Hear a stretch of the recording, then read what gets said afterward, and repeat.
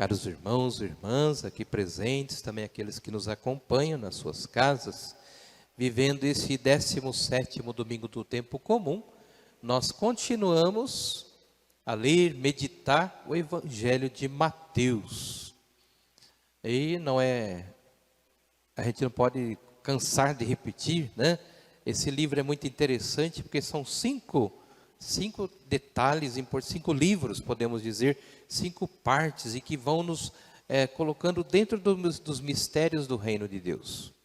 Então, na primeira parte nós vimos foi o Sermão da Montanha, a segunda parte foi o discurso missionário, onde Jesus manda os discípulos em missão, ele ainda dá autoridade, né, para expulsarem os demônios, expulsarem os espíritos maus, e anunciam.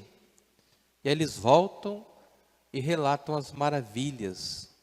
Então Jesus ainda faz uma belíssima exclamação, né? Eu te louvo, ó Pai, porque escondeste essas coisas aos sábios inteligentes e as revelaste aos pequeninos.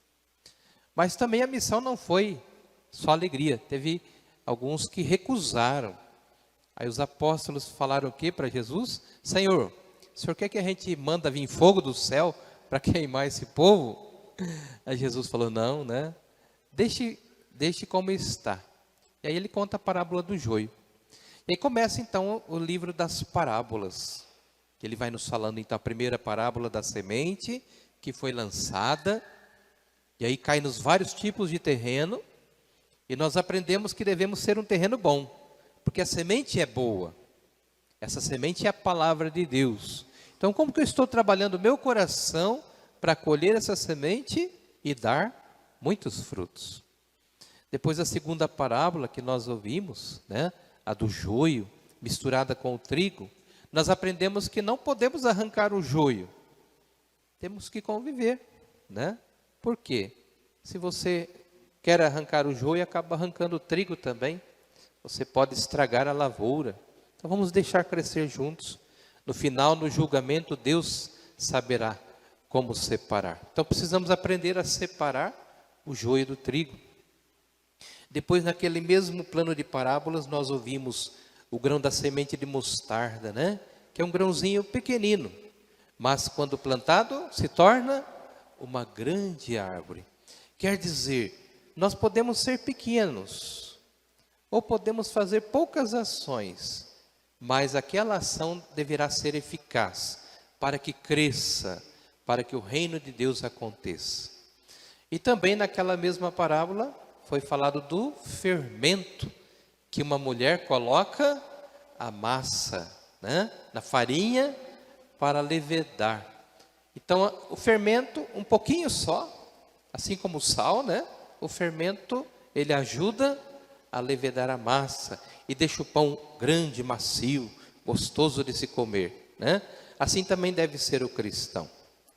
Então foram já 4 parábolas e agora se fecha com mais 3.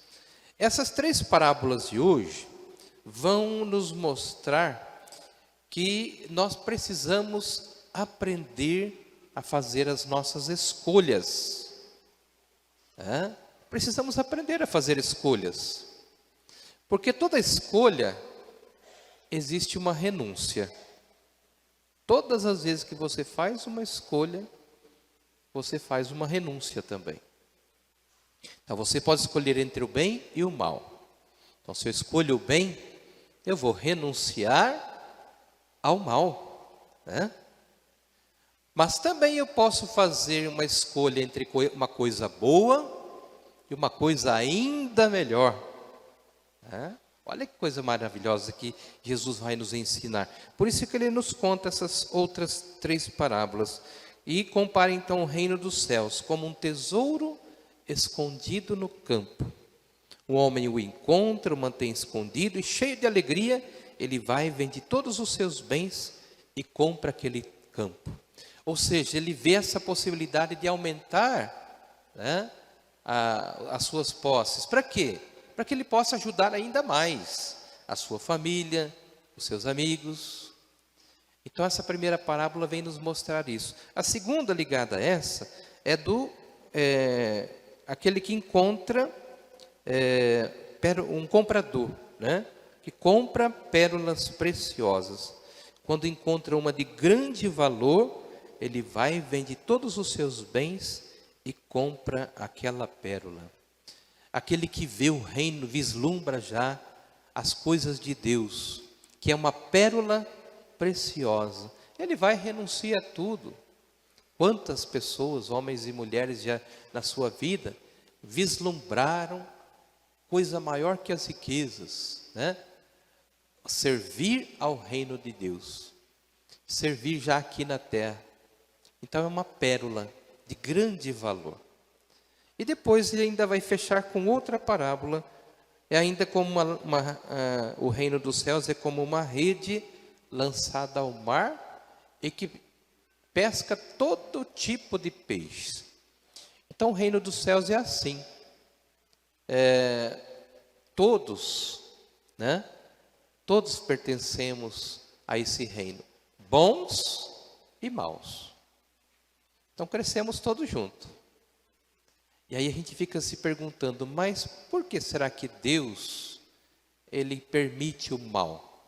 Para que justamente os bons consigam, né, ajudar os maus. Mas se eles não querem, o que vai acontecer? Eles serão lançados fora, né? Vai dizer logo aqui, né? Os bons serão recolhidos em cestos, ou seja, vão para o reino de Deus, e os maus, aí só cabe a Deus julgar. Mas isso depende então das escolhas que se faz, né?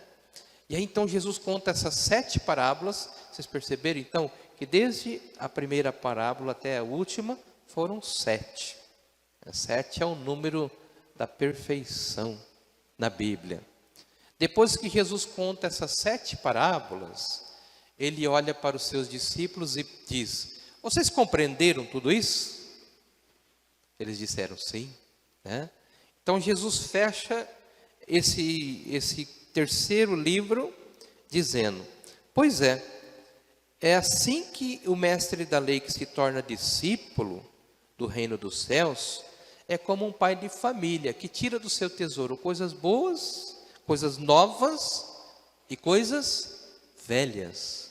Ou seja, nós não podemos desprezar também. Podemos ter a novidade, né?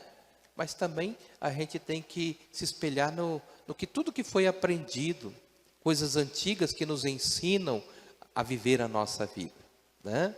Não podemos desprezar o que é velho. A gente tem uma mania hoje, né?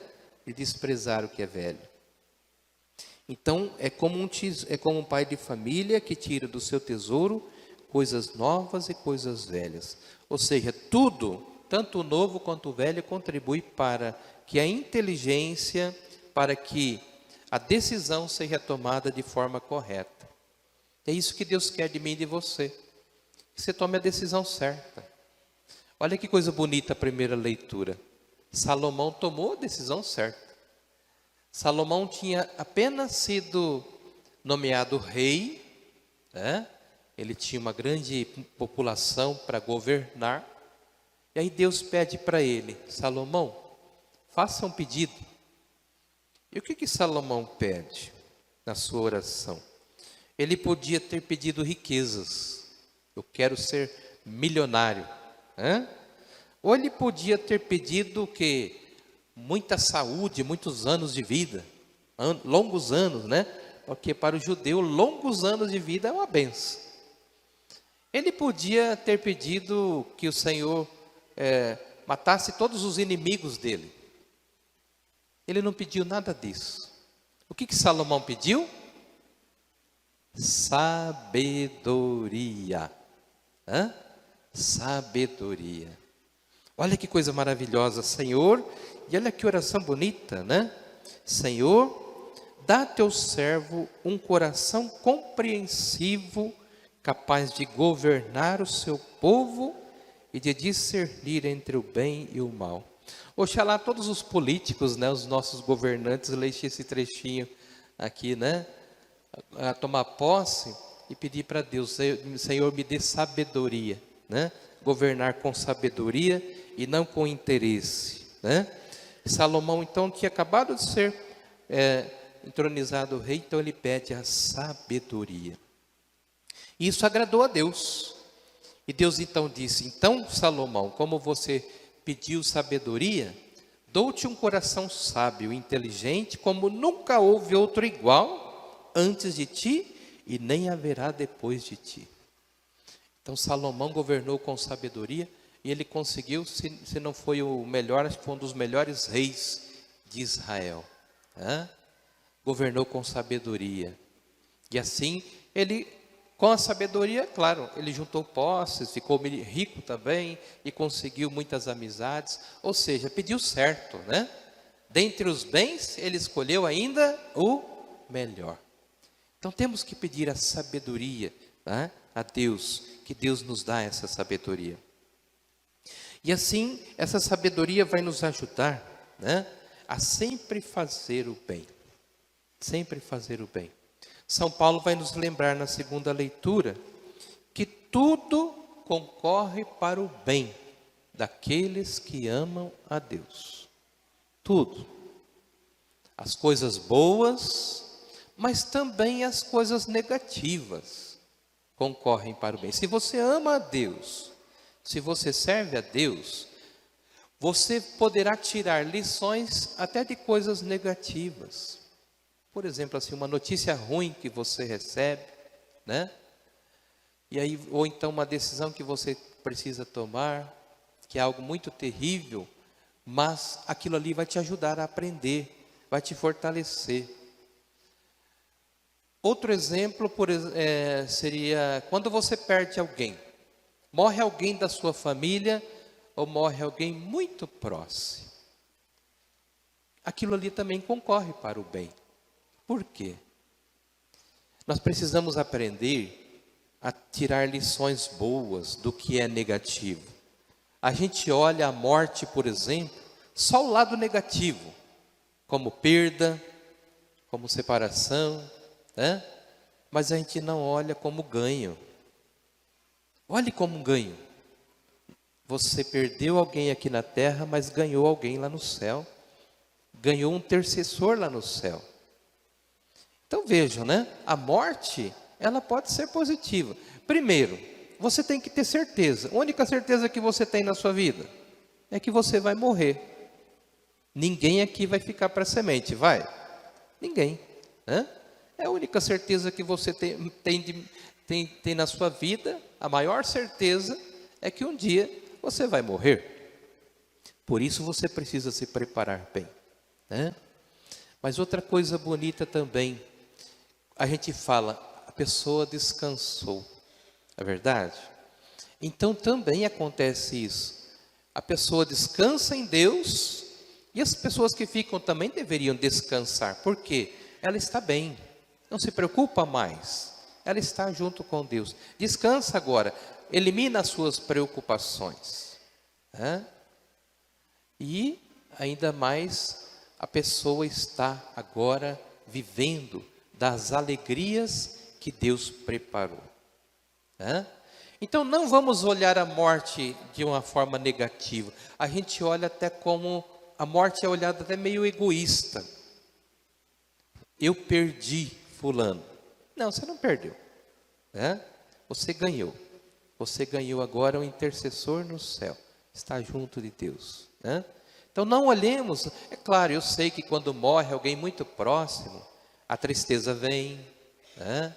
A falta daquela pessoa, mas não olhe isso com negatividade, olhe isso com positividade. E aí então você vai perceber que São Paulo aqui, ele vai dizer uma coisa certíssima: tudo concorre para o bem, contribui para o bem daqueles que amam a Deus, né? Porque uma coisa nós somos chamados e somos predestinados. Aliás, a gente tem que tomar cuidado com predestinação, né?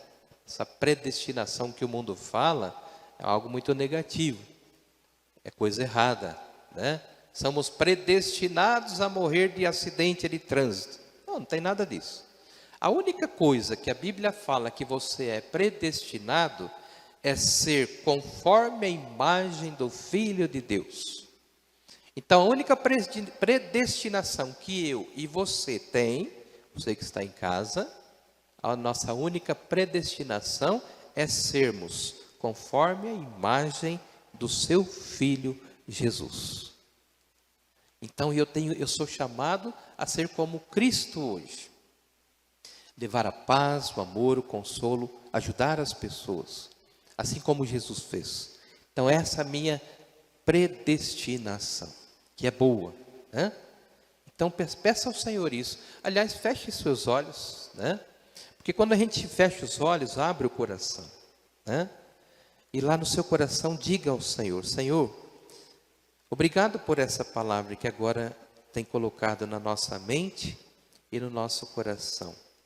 Senhor, a partir de hoje que eu saiba tomar a decisão certa, que eu saiba escolher, Senhor, entre o bem e o bem melhor. Melhor não para mim, mas melhor para todos. Que todos possam usufruir para o bem dessa escolha, dessa decisão que eu pude tomar. Senhor, obrigado por essa palavra. Eu queria agora de olhar positivamente por todas as coisas, mesmo aquelas que pareçam negativas. Que eu saiba, Senhor, tirar lições positivas para a minha vida.